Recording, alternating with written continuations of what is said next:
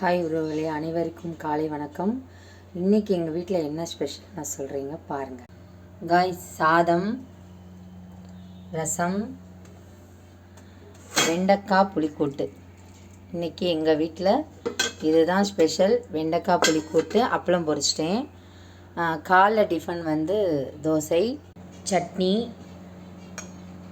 இதுதாங்க என்னோடய ஸ்பெஷல். இன்றைக்கி சிம்பிளாக வேலை முடிச்சிட்டேன். ரசம் சாதம் எப்போவுமே உடம்புக்கு நல்லது.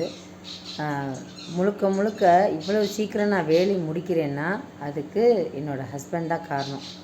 அவரும் எனக்கு ஹெல்ப் பண்ணுறனால தான் நான் எல்லா வேலையும் முடிச்சுட்டு என்னோடய ஒர்க்கையும் நான் பார்க்க முடியுது. அவரோட சப்போர்ட் இல்லாமல் என்னால் எதுவுமே பண்ண முடியாது. அப்புறம் காய்ஸ், உங்களுக்கு இதை காமிக்கன்னு சொல்லி தான் இந்த பதிவு.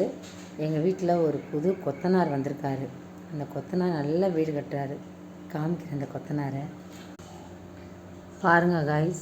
இவங்க தான் எங்களோட புது கொத்தனார். இவர் இப்போ நாரை எடுத்துகிட்டு போய் பானைக்குள்ளே வீடு கட்டுற வேலை இவர் பார்க்குறாரு. இவரோட குடும்பம் தழைக்க இவர் இப்போ எடுத்துக்கிற முயற்சி நல்ல ஒரு வீடு கட்டணும். வீடு கட்டி குடும்ப சமேதராக இருந்து முட்டை போட்டு அதை குஞ்சுகளாக்கி குடும்ப சமேதராக இருக்கிறதுக்கு இப்போ ட்ரை பண்ணுறாரு. முதல் அடித்தளம் ஃபஸ்ட்டு வீடு கட்டுறது. பானைக்குள்ளே வீடை கட்டுறாரு காய்ஸ். இங்கே நாங்கள் நார் போட்டு வச்சுருக்கோம். அது ஒவ்வொரு நாராக எடுத்துகிட்டு போய் அவங்க வீடை கட்டுறாங்க. ஆனால் இது பிஞ்சஸ் காய்ஸ். இவங்க எப்படின்னா, பெண் நார் எடுக்க மாட்டுறாங்க. ஆண் தான் நாரை எடுத்துகிட்டு போய் உள்ளே வைக்கிறாங்க. வச்சு அதை பின்னுறதெல்லாம் ஆண் தான். ஆனால் பெண் சரிபார்த்தல் மட்டும்தான். உள்ள வீடு அவர் எப்படி கட்டியிருக்காரு, இப்படி கட்டணும் அப்படி கட்டணும்னு ஒரு பிளான் பண்ணி தர்றது லேடி. அப்படி தான் பண்ணுறாங்க. ஆண் தான் முழுக்க முழுக்க நார் எடுத்துகிட்டு போகிறாங்க. பெண் எடுக்கவே இல்லை. இங்கே பாருங்கள், இப்போ எடுக்கிறது இது ஆண் தான் நாரை எடுத்துகிட்டு போகிறாங்க. பெண் பானையில் உட்காந்துருக்காங்க. ஆண் தான் எடுத்துகிட்டு போகிறாங்க. பாருங்களேன்.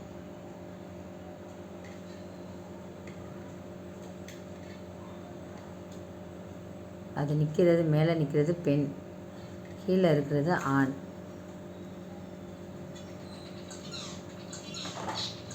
இப்போ கொஞ்சோண்டு தண்ணி குடிக்கிறாரு.